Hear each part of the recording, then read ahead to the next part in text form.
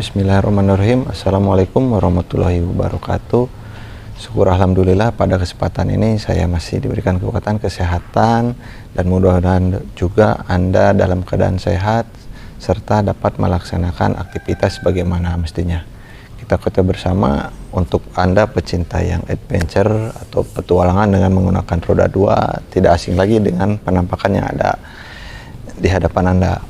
Namun juga selain yang ada di hadapan Anda, pabrikan lain juga seperti dari Kawasaki mengeluarkan dengan KLX-nya, dari Honda mengeluarkan dengan CRF-nya, dan yang ada di hadapan Anda yaitu Yamaha dengan WR-nya, dimana memang kalau kita lihat Yamaha ini dari segi harga merupakan harga yang paling tertinggi. Namun saya kira patut diperhitungkan untuk dari Yamaha ini, WR ini, karena mengingat tenaga yang dihasilkan juga merupakan tenaga yang paling besar di kelasnya. Untuk selanjutnya juga saya dengan tinggi 167 cm mungkin tergolong ya sedang ya, tidak terlalu tinggi. Untuk menaiki motor adventure ini lumayan agak agak kesulitan juga ya. Saya coba buktikan.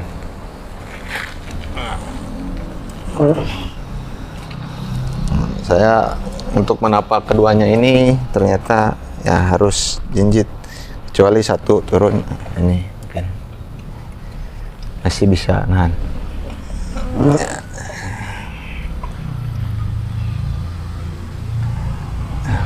Memang tinggi motor ini ya.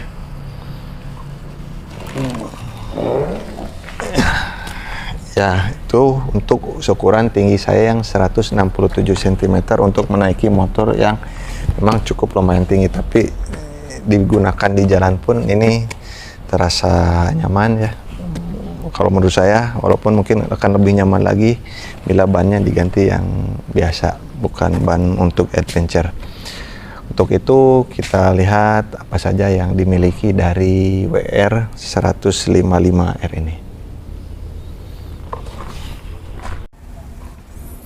Nah, ini WR 155R yang merupakan motor off-road dari Yamaha. Kita lihat posisinya sangat tinggi ya, dan warnanya hanya ada dua warna untuk saat ini, biru dan hitam. Untuk panjangnya itu 2145 mm, lebarnya 840, dan tingginya 1200 mm. Jarak sumbu rodanya 1430. Tinggi tempat duduk, nah, ini lumayan tinggi, 880. Berat isinya 134 km. Untuk tangkinya sendiri ini walaupun terlihat kecil ya, slim, namun isi tangki ini cukup besar, 8,1 liter. Mukanya juga bagus ya, seperti motor sport. Jadi kalau sedang adventure atau off-road, maka dengan mengisi full tangki bensin ini tidak akan was-was untuk kehabisan bensin di tengah hutan. Selanjutnya untuk rangka sendiri ini merupakan semi double cradle. Untuk suspensi depan memang ini tidak upside down, tapi cukup besar, yaitu 41 mm,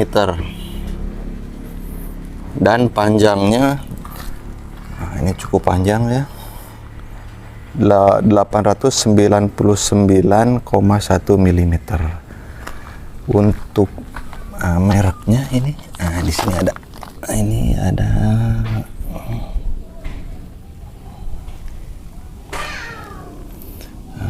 KYB, kelihatannya KYB Made in Indonesia. Untuk suspensi belakang monoshock, untuk suspensi belakang ini, dan sama. Nah, ini terlihat ya, Yamaha. Dan ini made in Japan untuk yang suspensi belakang ini, dari Kayaba juga, KYB, dan bisa di setel untuk tingkat kekerasannya, sekaligus mengubah ketinggiannya juga ya. Untuk ukuran ban depan, kita cek. Ban depan itu, nah ini dia, 2.75 21. Jadi depannya 21 inci dan lebar 275. Bannya dari merek IRC ya, IRC. Dan warna peleknya itu kalau menurut saya keren, ini bagus. Dan kita lihat nih,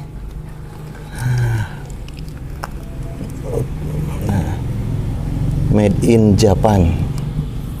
Jadi peleknya sendiri nih buatan Jepang. Di sini ada macam pelindung, ini karet ya. Untuk rem depannya diameternya 240 mm dari Nissin. Cuma sayang ya, ini agak agak berkarat, dan kalau berkarat di sini agak sulit. Kalau di mobil memang cakramnya biasa berkarat, tapi kalau pas maju ya terkikis karatnya. Selanjutnya untuk ban bagian belakang, yaitu dengan ukuran 410 garis datar 1859P. Jadi ukurannya 18 inci, ini lebih kecil 3 inci dari roda depan. Sedangkan untuk diameter rem belakang yaitu 220 mm dari Nissin, sama ya. Untuk tekanan ban bisa dicek di sini. Tekanan bannya 22 PSI, sama ya, satu orang dua orang sama-sama 22.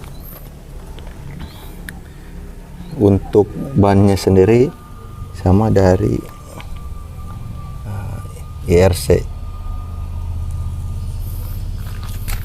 Untuk peleknya itu sendiri sama warnanya dengan yang di depan.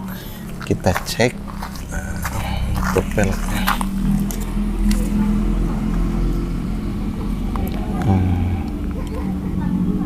Made in Japan ya. Jadi peleknya made in Japan ya.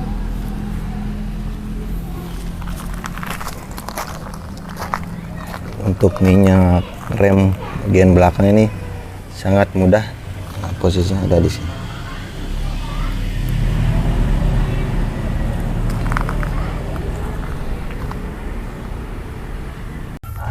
Untuk sektor mesin ini bisa dilihat, nah di sini ada angkanya ya. Ini cukup jelas, 155 cm kubik. Pas sekali, kalau dengan Vixion itu beda, lebih besar 0,1. Selanjutnya mesin wire ini memiliki torsi 14,3 Nm pada 6.500 rpm. Untuk dayanya yaitu 12,3 kW pada 10.000 rpm.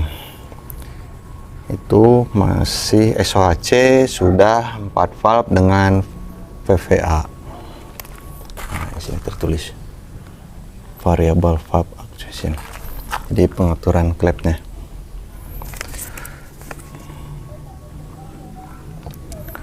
Untuk di sini starter kakinya tidak ada ya, jadi full starter elektrik. Juga ada untuk olinya, isinya 850 cm3 untuk pengisiannya, dan sistem pendinginnya sudah menggunakan cairan. Nah, di sini radiator. Untuk kipasnya, jadi radiatornya berdiri, namun kipasnya ada di sebelah atas ini. Jadi tidak seluruhnya kena kipas. Untuk bagian depannya ini dilindungi karena motor ini untuk off-road, jadi ada pelindungan supaya tanahnya itu tidak langsung ke masuk ke sini. Dan posisinya miring ke kanan, jadi bisa menyerap angin dari sebelah kanan. Anda yang membeli unitnya bekas, pastikan unitnya ini cocok dengan dokumen yang ada STNK dan BPKB. Ini untuk nomor rangkanya di sini ya. Nah, cek di sini. Ini untuk nomor rangkanya. Sedangkan untuk nomor mesinnya berada di bawah. Di sini teman-teman. Nah, ini nomor mesinnya. Jadi selalu pastikan dokumennya sama antara kendaraan dan dokumen yang dimiliki, itu STNK dan BPKB. Untuk pijakannya tidak terlalu tinggi, ini sekitar 20 cm. Semua juga bisa. Nah, elastis. Yang depan juga sama. Jadi kalau ada benturan dia bisa lipat. Untuk pijakan kaki belakang juga ini 30 cm dari tanah, tidak terlalu tinggi ya. Untuk motor tinggi. Selanjutnya sama untuk yang kanan, namun ini tidak bisa melipat seperti yang kiri ya. Mau dilapisi karet. Untuk di sini ada area penyimpanan, yaitu penyimpanan baterai atau aki ya. Nah, di sini penyimpanannya, jadi memudahkan apabila untuk penggantian. Di sini ada untuk menghidupkan mesin, ini cut off mesin, klakson, sen kiri, sen kanan, jauh dekat, itu untuk hazard. Ini pas, cuma tuasnya agak sedikit keras ya. Untuk area speedometer kita nyalakan. Nah, ada sapaan hybrid. Jadi di sini ada netral, ada lampu sen. Lampu jauhnya harus dinyalakan dulu ya. Lampu jauh. Ini indikator mesin, ini indikator panas.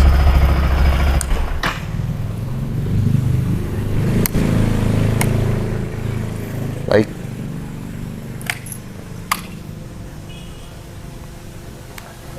Ada apa aja di area speedometernya. Segini cukup terlihat baik ya.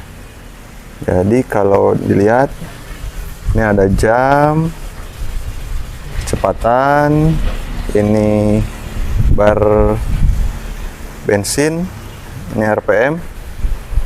Nah, tadi di sini terlihat VVA. Ini VVA ini yang saya pernah coba, yaitu aktif ketika lewat 7000 RPM. Waktu itu saya di kecepatan sekitar 92 km per jam. Nah, VVA-nya aktif. Di sini ada indikator VVA-nya aktif. Ini untuk posisi gear.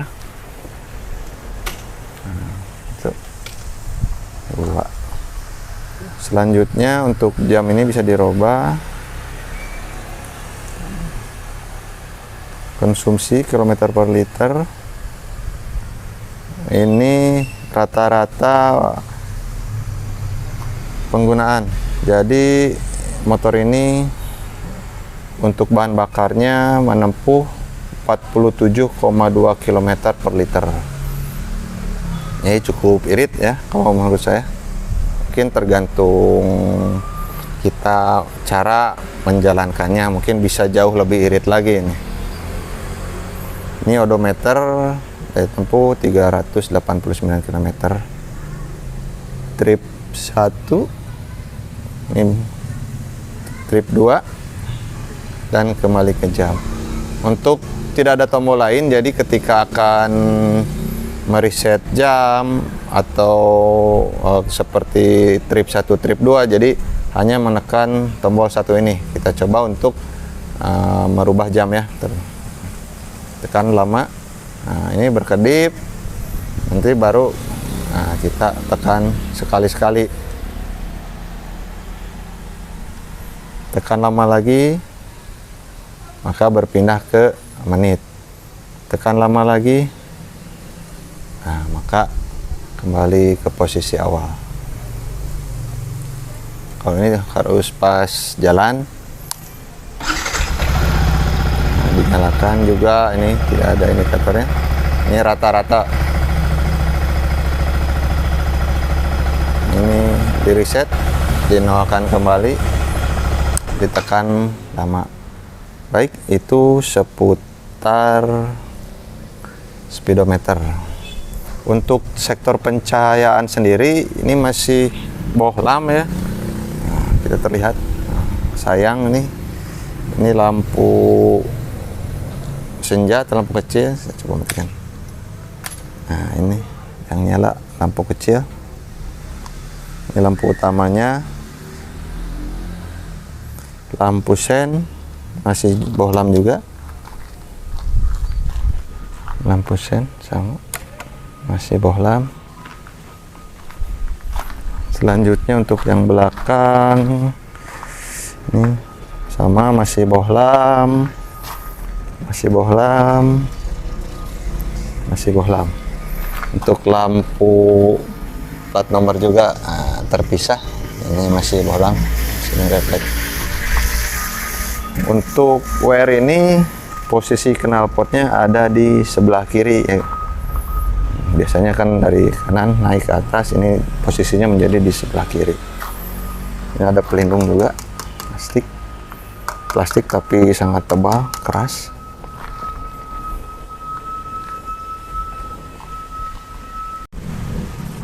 Tangki untuk mengisi rem cakram depan, tuas rem depan. Untuk tuas kupling, nah, tuas kupling ini untuk Yamaha WR ini sama dengan Bison. Jadi mungkin nggak terlihat ya, saya coba paskan. Nah, di sini ada semacam sekatan, diberi agak tipis, jadi kalau terjatuh ini bisa langsung otomatis patah di sini ya. Jadi ketika jatuh tidak mungkin, karena kalau di hutan terbentur batu patah, kalau tidak diberi tanda di sini sedikit dipertipis, maka patahnya bisa saja menjadi di sebelah dalam, jadi tidak bisa digunakan. Jadi ini untuk mengantisipasi fungsinya ketika jatuh patah, maka yang patah ini hanya sepertiganya, jadi sisanya masih bisa digunakan.